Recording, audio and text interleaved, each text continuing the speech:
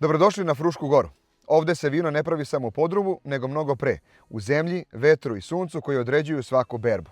Danas smo u Grabovu, u vinogradima Vinarije Kovačević, a sa nama je vlasnik i osnivač Vinarije Kovačević, gospodin Miroslav Mire Kovačević. Mire, hvala ti što si nam dozvolio da dođemo u tvoje vinograde i da nekako priču započnemo odakle sve počinje, a to je iz vinograda. Kako izgleda baviti se organskom proizvodnjom u 21. veku? Dobar dan i dobrodošli u vinograde.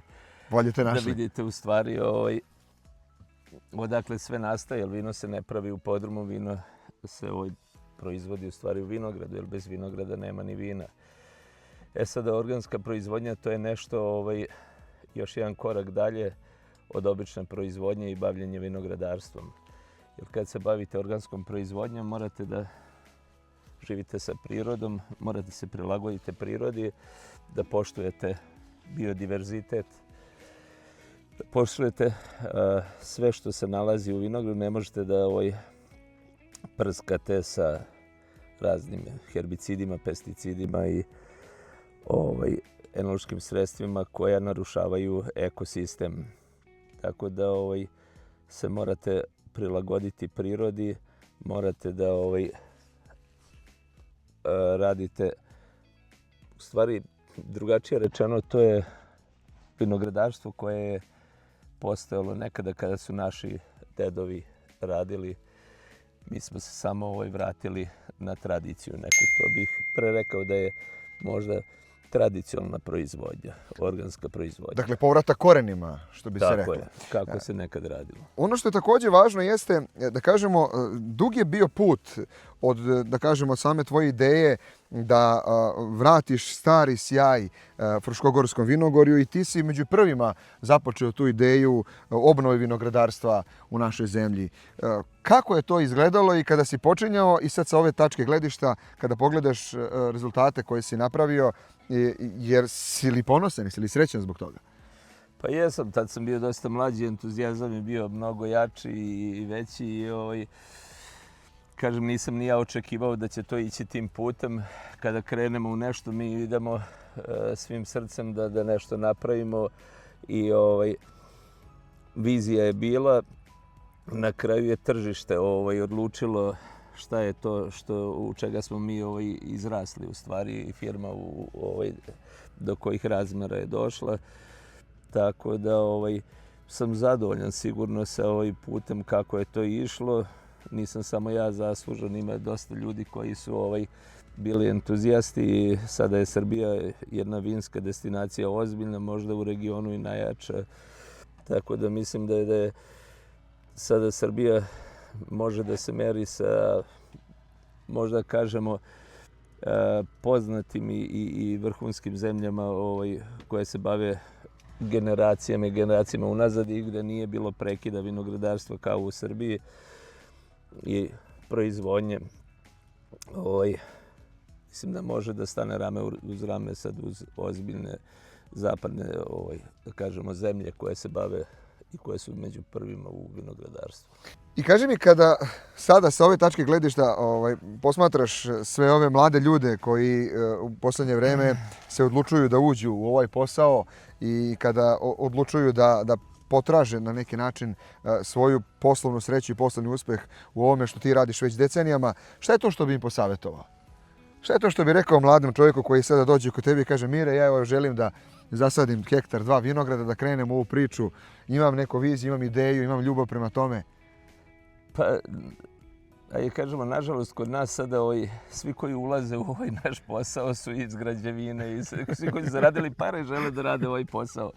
Ali je lepo da neko uđe i kao mlad, kao entuzijasta. Doduše, imamo dosta druge generacije mladih ljudi u mnogo vinarija koji nastavljaju tradiciju, neku proizvodnje vina i grožđa i oni sada imaju neke drugačije viđenje gledišta od nas, što je normalno da treba noviteti da se uvode. Imaju dosta dece koje su bile preko u poznatim vinarijama, naučili nešto, vratili se, implementiraju. Pa ne znam šta bih rekao. Ja mislim da morate iskreno pristupiti ovom poslu, biljci, svemu I tada ono što kažu ljudi, u vinu se vidi slika domaćina. Nije to sad da ćete vi da svoj karakter preslikate, nego se vidi kako ste radili, da li ste radili čestito ili ne. Ako pristupite iskreno čestito, onda ćete dobiti kvalitet, dobit ćete na kraju rezultat koji ste i uložili. Znači ono što uložite, to ćete posle i da berete. Da li iskrenost, čestitost i sve. Znači mislim da sa parama ne može da se nešto napravi. Da vi sad doista kažete, ja sad imam para, sad ću napravim bolje od ovoga. Ne. Mislim da je to iluzija. Vino se proizvodi u vinogradu, odavde mora da krene i čovjek mora odavde da pokrene proizvodnju vina. I ako napravite temelje, tada ćete imati i kuću stabilnu. Mire, evo, nalazimo se kod tebe u podrumu, obišli smo celu proizvodnju, dakle od vinograda, prerade, samo muljanja grožđa i evo nas sada u podrumu gdje se nalaze sva organska vina, tako? Jeste. Ovo je, može se reći, po mnogo čemu specifičan podrum.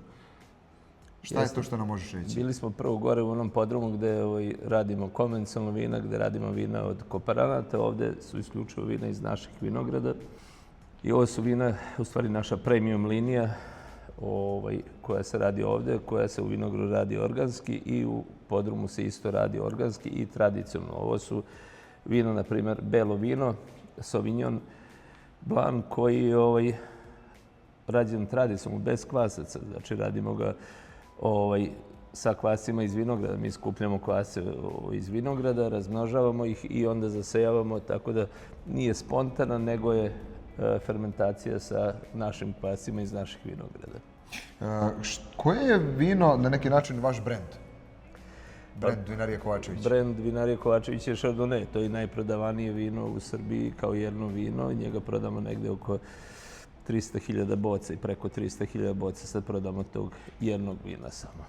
Koliko ukupno prodate tokom jedne godine? Pa prešli milion sad boca? Sad smo na 1,5 miliona boca otprilike prodaje vina. 1,5 miliona godišnje? Tako je, godišnje. Pa to je zaista respektabilan broj. Pa jeste, da. Mogli bi i više, samo nemamo ni sirovine, dovoljno nemamo kapacitete za sada, inače bi mogli sigurno za par godina udvostručiti i utrostručiti prodaju, kada bi imali sirovine i kapacitete. Su nam sad vina na odležavanju koje duže odležavaju. Tu je isto naša premium linija većim delom. U ovom podrumu? Tako je, tu su više crvena vina odležavaju u drvenim buradima, ali i bela isto odležavaju. Tako da je ovo mešano, imamo i amfore gdje radimo naše dugo macerirana vina. Koliko je kapacitet, da kažemo, u tvom podrumu trenutno? 2,5 miliona je kapacitet. Litara? Oba dva podruma, da, litara. To je zajedno drvene buradi, bačve i prohrumski sudovi. I ove godine se pokazalo da nam je to malo. Zašto je malo? Zato što uvijek imamo prelazne zalihe. Imamo crvena vina koje odležavaju, imamo prelazne zalihe belih vina. Razmišljam za sljedeću godinu da nešto da i betonskih tankova obložimo sa inoksom i da imamo kao skladištene tankove. Imamo još jednu 4-5 velikih betonskih tankova koji su nekada bili epoksidom premazani. Jedni su bili u staklu. Mislim da ćemo uraditi prohran unutra i da možemo da skladištimo u njih vino da bude kao skladišteni tankovi. Kako misliš da će se vinogradarstvo i vinarstvo u Srbiji razvijati u narednom periodu? Gde vidiš ovaj podrum i generalno Frušku goru za 20, 30 godina, 50 godina? Pa vidim da se sve više, bar se nadam da ćemo se vraćamo tradiciji nekoj, da se vraćamo teruaru, da pokažemo šta u stvari Fruška gora može da da. Mislim da ovo konvencionalno i konvencionalna proizvodnja, korišćenje selekcionih kvasaca i ta velika tehnologija daje jednobrazna vina. Da li su ona sa Fruške gore ili su iz Župe ili ne znam, daje isti tip vina. Mislim da treba se vratiti tradiciji i da je budućnost u nekom teroaru, da se više okrenemo vinogradarstvu, da se razvijaju vinogradi, da se sade vinogradi i tako ćemo biti i korak dalje u vinarstvu. Srbija je daleko odmakla i sada je u rangu svetskih vinskih destinacija, ali mislim da imamo još da se razvijamo jako puno. Jako puno da bi mogli da budemo ono što kaže baš da se merimo sa Italijanima, Francuzima, sa Austrijancima, sa ljudima koji su tu blizu nas, a već godinama su u samom vrhu vinarstva u svetu. Ja ne sumnjam da ćeš ti u tome uspjeti i u to ime živjeli. Hvala ti što si nas primio u svoje vinograde, u svoj podrum. I evo, dragi prijatelji, sa čašom vina završavamo ovu reportažu u želji za dobro zdravlje, za blagostanje i naravno za što bolji i kvalitetniji proizvod, ne samo vino, nego bilo koji proizvod iz naše Srbije. Živjeli. Da će Bog. Živjeli.